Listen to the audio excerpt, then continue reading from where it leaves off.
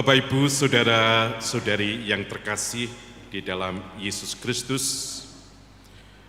suatu hari di suatu lingkungan itu akan mengadakan pesta pelindung.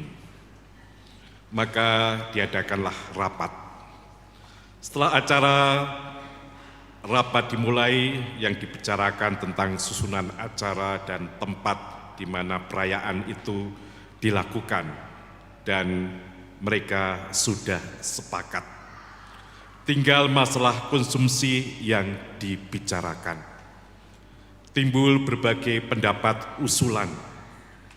Sampai salah satu umat memberikan pendapat, memberikan usulan. Yuk kita pakai cara potluck saja. Dan akhirnya sistem potluck-lah yang dipakai. Ketua lingkungan menjelaskan, umatku yang terkasih, nanti pada acara pesta pelindung lingkungan, kita akan membawa makanan dari rumah masing-masing, sesuai dengan kemampuannya. Nah, yuk kita bicarakan bersama-sama, supaya nanti tercukupi. Nah, dari pengurus lingkungan akan menyediakan nasi. Nah, akhirnya mereka langsung tunjuk jari. Wah, saya akan membawa ayam bakar. Yang satu lagi, ya saya akan membawa ayam goreng. Saya akan membawa telur. Saya akan membawa tahu tempe. Oh, kalau begitu saya membawa sayur. Dan terakhir, karena memang kondisinya tidak mampu, ya saya akan membawa kerupuk. Nah, Bapak, Ibu, saudara-saudara yang terkasih, ternyata situasi lingkungan itu sungguh guyup luar biasa. Dan disitulah kita melihat bahwa mereka saling memahami satu sama lain, saling peduli melihat kemampuan keluarga masing-masing. Dan yang indah bahwa mereka sungguh dapat melaksanakan pesta pelindung lingkungan dengan meriah, dan bahkan mereka dapat membawa sisa makanan yang berlimpah kepada rumah masing-masing. Nah, disitulah saudara-saudara yang terkasih, kita melihat kasih karunia Tuhan yang melimpah ketika orang peduli satu sama lain, ketika orang mau memahami satu sama lain dan mau menyumbangkan segala sesuatu dengan ikhlas dan juga sesuai dengan kemampuannya. Maka saudara-saudari yang terkasih, kita melihat bacaan yang pertama, sungguh suatu lukisan yang luar biasa tentang jemaat perdana. Bagaimana mereka yang sudah percaya pada Tuhan Yesus, dan mereka mau melaksanakan apa yang dikehendaki Tuhan, yaitu dengan saling mengasihi satu dengan yang lain.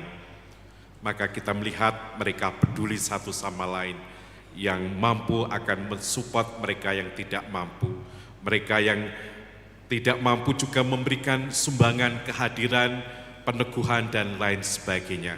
Setiap orang dihargai, dicintai satu sama lain.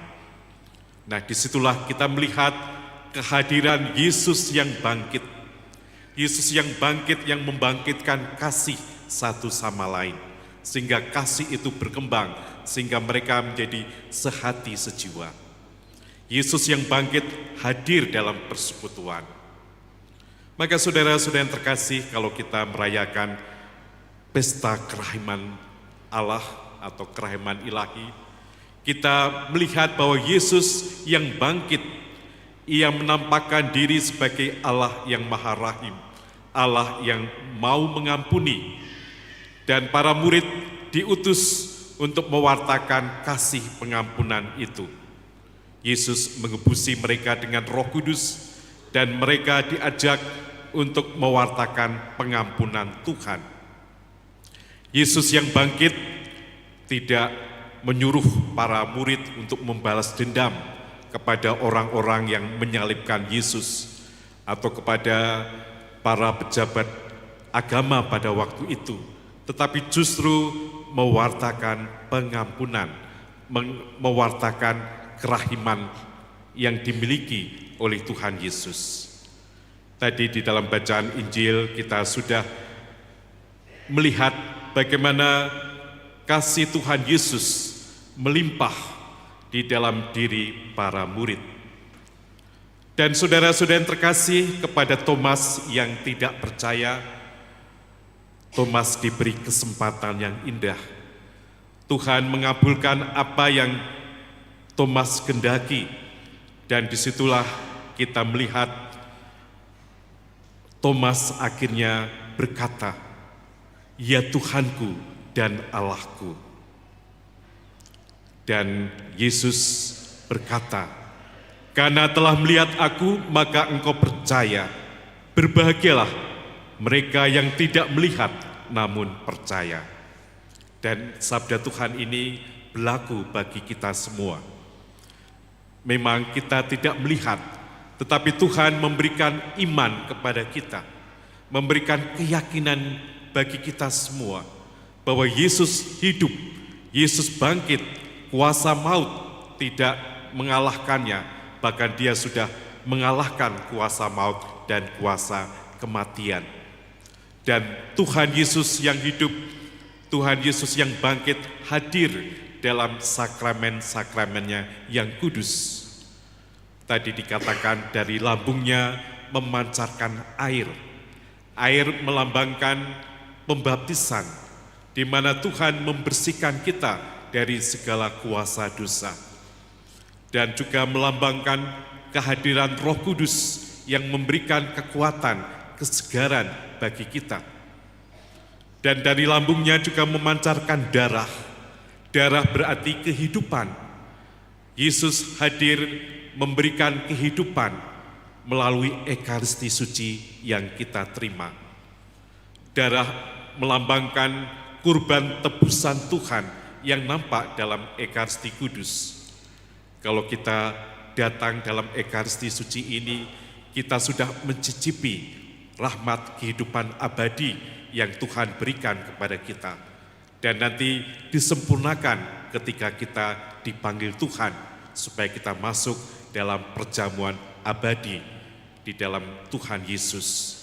Maka saudara-saudari yang terkasih, Yesus hadir di dalam setiap kehidupan kita masing-masing. Marilah dengan semangat kerahiman Allah, kita ciptakan komunitas basis, baik di dalam keluarga, di rukun maupun lingkungan maupun wilayah, sehingga kehidupan kasih Yesus yang bangkit, Yesus yang menghidupkan semangat untuk saling menolong, saling membantu, saling gotong royong, sungguh hidup di dalam komunitas kita masing-masing. Buah sukun, buah duku, mari beli, harganya murah. Mau rukun, mau bersatu, mau melayani, bahagia melimpah. Tuhan memberkati kita semuanya.